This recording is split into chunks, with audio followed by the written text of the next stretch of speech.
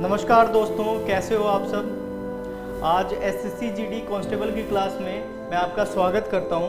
और class start करने से पहले मैं क्या करना चाहता हूं, आपको सिलेबस से रूबरू करवाना चाहता हूं। मैं सिलेबस क्या है, सिलेबस के बारे में सबसे पहले मैथ्स के बारे में देखते हैं। मैथ्स का क्या पोर्शन है, मैथ्स की क्या वेटेज है, इसके बारे में देखेंगे। सबसे पहले एसएससी जीडी में मैथ्स का जो सिलेबस है क्या क्या आएगा उसके बारे में देख लेते हैं। सबसे पहले आपका संख्या पद्धति या नंबर सिस्टम आएगा। क्या आएगा? Number system. नंबर सिस्टम में भी बहुत सब टॉपिक है। नंबर सिस्टम अच्छा खासा वेटेज रखता है। जैसे 20 क्वेश्चन है, अगर एसएससी जीडी में 20 क्वेश्चन है, 20 क्वेश्चन 40 मार्क के हैं। 40 मार्क में से कम 3 से 4 क्वेश्चन एसएससी जीडी में इससे टकराएंगे। मतलब 8 से 10 नंबर का वेटेज रखता है।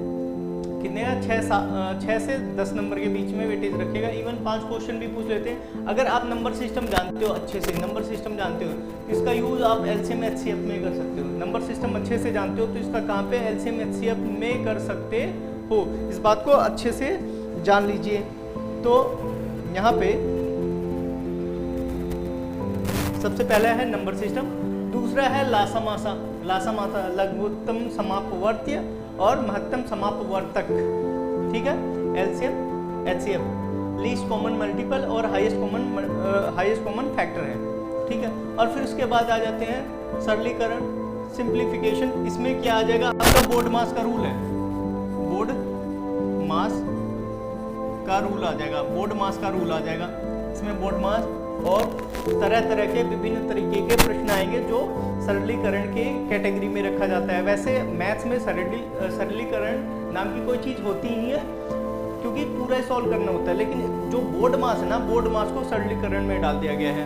ठीक है, एवरेज आ गया, आवश्यकता एवरेज औसत, और इसको मीन भी कहते हैं। मीन और माध्य से रिलेटेड आ गया। माध्य को कभी कभी औसत भी कह सकते हैं, लेकिन एवरेज का मतलब ये होता है कि एक बराबर कर देना। जैसे कोई चीज़ नीचे है, 3-4 चीज़ों में कंपैरिजन है या बहुत बड़े डेटा में कंपैरिजन है, तो उसको एक बराबर लाना, एक बराबर के तौर पे आंक देना, वो हो जाता है औसत। ठीक है, अनुपात और समानुपात। ठीक है, रेशियो एंड प्रपोर्शन, ये भी आएंगे आपके इस टॉपिक में। देख लेते हैं भाई, रेशियो एंड प्रपोर्शन में, रेशियो और प्रपोर्शन में ये है कनेक्ट करेगा परसेंटेज को। ये किसको कनेक्ट करेगा? परसेंटेज को। ये एक दूसरे से इंटरकनेक्टेड टॉपिक है। अगर एक चैप्टर इसमें से मिस हो गया तो दूसरे चैप्टर को तैयार करना मुश्किल हो जाता है। फिर उसके बाद आ जाते हैं सिलेबस के अगले पड़ाव पे। सिलेबस में एज से रिलेटेड प्रॉब्लम है। ठीक है, बाप बेटे, माँ बेटे में, बाप बेटे में, बहन भाई में कंपैरिजन दे देगा। एज को लेके, एज फैक्टर को लेके कंपैरिजन दे देगा। इस फैक्टर को फाइंड आउट करने के लिए एज से रिलेटेड टॉपिक है। ये किससे है? अगर आप रेशियो एंड प्रपोर्शन, अभी जो टॉपिक है अनुपात और समानुपात व समानुपात, इस टॉपिक को जानते हो ना,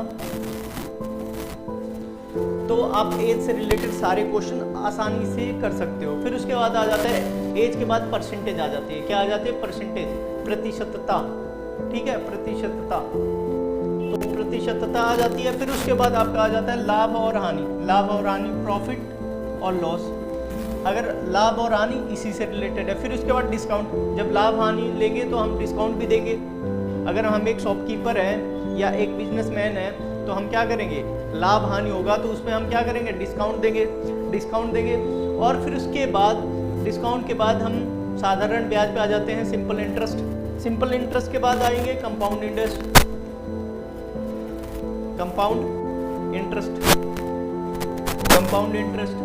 फिर उसके बाद है कार्य और समय, टाइम एंड वर्क। ये अब यहाँ से कौन सा टॉपिक अलग हो जाएगा? Time and work, pipe and system एक जैसा होगा, और इसका भी रोल, धारणाओं और यहाँ तक साझेदारी, ये एक जैसे टॉपिक है। अगर आपने इनको कर लिया पार्टनरशिप तक, तो एक से रिलेटेड कंसेप्ट मिलेंगे आपको,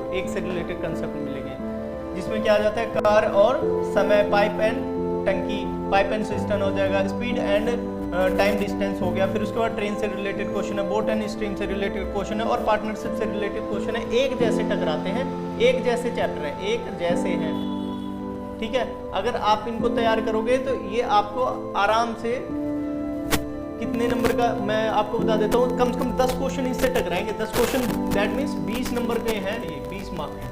कितने का है? 20 मार्क का है। 10 क्वेश्चन है तो ये 20 मार्क का है, ठीक है। अब आ जाते हैं, कलर चेंज करता हूँ भाई, ये वाले क्वेश्चन, एक जो आंकड़ों से प्रबंधन है ये वाला अलग हो जाता है, आंकड़ों की व्याख्या ये अलग है, ठीक है। डीआई से भी क्वेश्चन आ जाता है, कभी कभी 2 नंबर के 2 क्वेश्चन आ जाते हैं, कभी कभी 5 क्वेश्चन आ जाते हैं इससे, ठीक है। 2 से 5 का वेटेज रखता है ये, ठीक है। तो जिसमें मैंने बताया वो सारे इंपॉर्टेंट है। बाकी हम सिलेबस पूरा ही करेंगे, सिलेबस को क्या करेंगे, पूरा करेंगे। आज मैं आपको बस इंट्रो देने आया था कि भाई सिलेबस में क्या क्या पढ़ना है। अगर आपको इससे कुछ भी इंफॉर्मेशन मिली हो तो चैनल को क्या करोगे, सब्सक्राइब करोगे, शेयर करोगे और लाइक करोगे। वीडियो आपको अच्छी लगी होगी तो लाइक और शेयर करेंगे और चैनल को सब्सक्राइब कर लेंगे, है ना।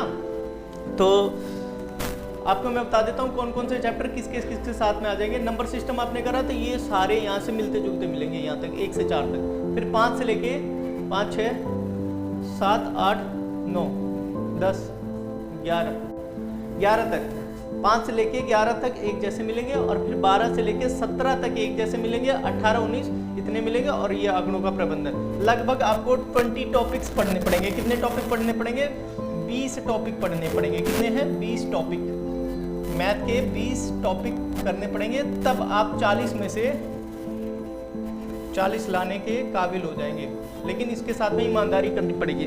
मैं एक ऐसा सीरीज लाने वाला हूँ, जैसे एक टॉपिक है ना, इस पे पूरे क्वेश्चन जितने 5 साल में आए हुए हैं क्वेश्चन, जितने 5 साल में आए हुए क्वेश्चन है सबको करवाऊंगा इस वाले सीरीज में। और चैप्टर आएगा मान लो 5 घंटे, 4 घंटे, 10 घंटे, जितने का बनेगा, एक चैप्टर का 20 वीडियोस में आपका पूरा सिलेबस कवर अप हो जाएगा, बहुत अच्छे से हो जाएगा। तो आप फैद जमाए रखें, हमारे ऊपर विश्वास करें और चैनल को सब्सक्राइब करें। फिर उसके बाद है यहाँ पे लासा और मासा, एलसीएम और एचसीएफ, एक वीडियो आएगी। पिछले 5 साल के जितने भी क्वेश्चन आएंगे टॉपिक वाइज उसमें सॉल्व करवाऊंगा और वहाँ पे दिखाऊंगा भी कि देखो ऐसे क्वेश्चन आए हैं, इसको कैसे करना है, कब ऑप्शन से जाना है, कब शॉर्ट मेथड लगाना है, अप्रोक्सीमेशन कब लगाना है, कब यूनिट डिजिट के थ्रू जाना है सॉल्व करने के लिए। ये सारी चीज़ें मैं इन वीडियोस में बताऊंगा और 20 वीडियोस के अलावा इसमें एक भी वीडियोस आपको नहीं मिलेंगी, ठीक है। क्योंकि मैं जानता हूँ इस टाइम में आपके समय की एक मिनट की बहुत ज़्यादा कीमत है, एक मिनट की बहुत ज़्यादा कीमत है। तो इसलिए 20 वीडियोस के अलावा आप बस चले जाना पेपर देने, लेकिन जो 20 वीडियोस में जितने क्वेश्चन करवाए गए हैं हर एक क्वेश्चन आपको आना चाहिए। 5 साल के अलावा एक भी क्वेश्चन आपको मैं बता दूंगा, रिपीटेड क्वेश्चन इसी सीरीज में से दिखा दूंगा आपको, ठीक है। तो आपको बस तैयार करना है मेंटली मुझे, और वीडियोस आपको मिलती रह जाएंगी, रेगुलरली मोड में मिलती रहेंगी। हर हफ्ते में एक वीडियो, हर हफ्ते में एक वीडियो। हो सकता है जब मुझे लगेगा टाइम कम है तो एक हफ्ते में 2-2 वीडियो आने लग जाएंगी, ठीक है। आशा करता हूँ आपको मेरी सारी जानकारी बहुत अच्छी लगी होगी और इसके लिए आप अपने फ्रेंड से शेयर कर सकते हैं, ठीक है। धन्यवाद।